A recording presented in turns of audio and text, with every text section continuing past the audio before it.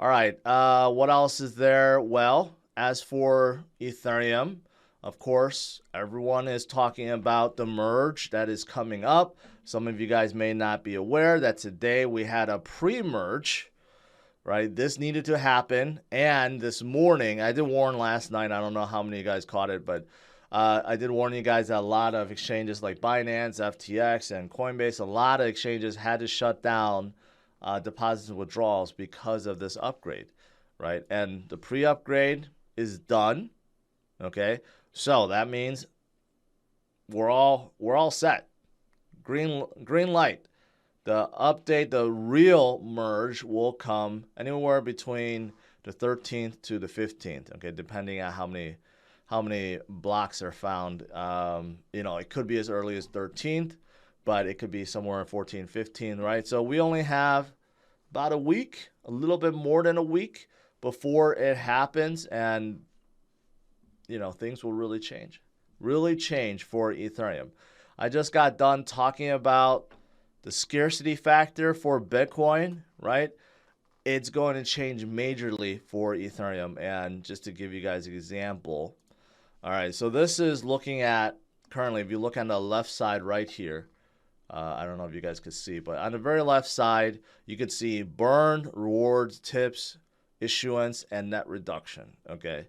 So you can see right now in terms of rewards, there's about 13,000 right here that's being produced per day right now by the miners, okay? So versus how much is being burned, well, there's still, a net gain, a huge net gain.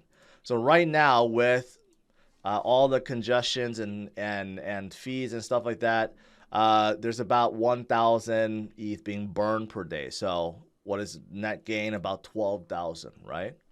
Guess what happens after the merge? So the ETH issuance drops by 90%. So it goes from 13,000 per day down to 1,600 per day. Okay, that's a big drop. Again, going from 13,000 per day down to 1,600 per day after the merge. So if you're looking at the burn rate, let's just say it stays consistent at 1,000, and you're only issuing 1,600. So the net gain, yes, there's a little bit, but it's only 600 per day, right? That's 600 net gain. But we know that the burn always goes up whenever there's more usage and congestion. And if things get hot again with NFTs, that burn rate could go to thousands to tens of thousands. We have seen that go to like over 10,000 per day before, right? But the issuance will stay the same at 1,600 per day. So think about that.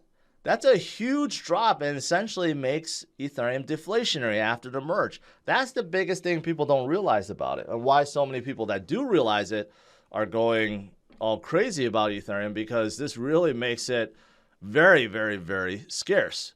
Imagine the 900 Bitcoins I just talked about that gets produced per day.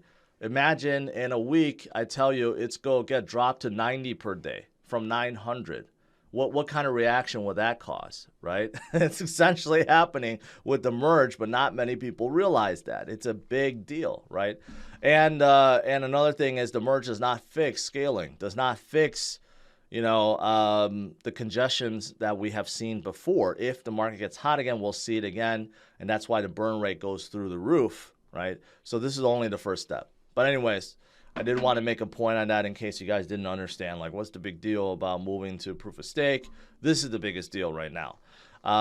So yeah, there's that. And of course, because there's a lot of people like FOMO into Ethereum right now, right? You're looking at a lot of, good things happening. For example, the price. Ethereum to Bitcoin ratio hits the highest for a long time, really. And then also you look at like the dominance factor. I've been telling you guys about like Bitcoin dominance dropping, and guess what's going up? ETH dominance. ETH dominance is at a 4-year high. So in case you guys didn't know, you could chart dominance on TradingView. So right now you can see dominance is right around 21%. And, and that could continue onwards.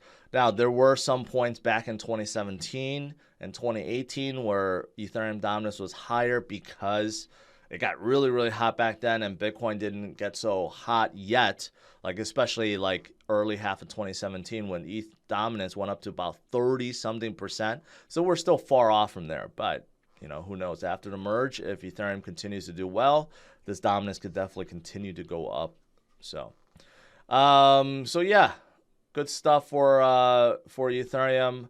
What else is there? Russia is really desperate to get off the USD standard, right? So there's talks about them coming out their own stable coin as well, or maybe their own CBDC that could be widely used between nations that are friendly with Russia, right?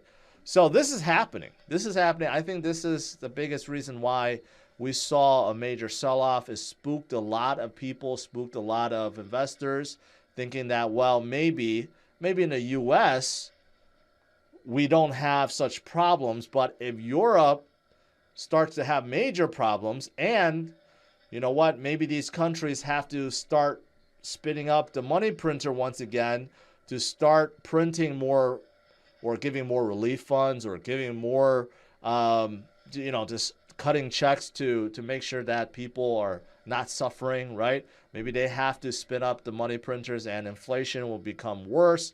And on top of that, there may be economic, destruction.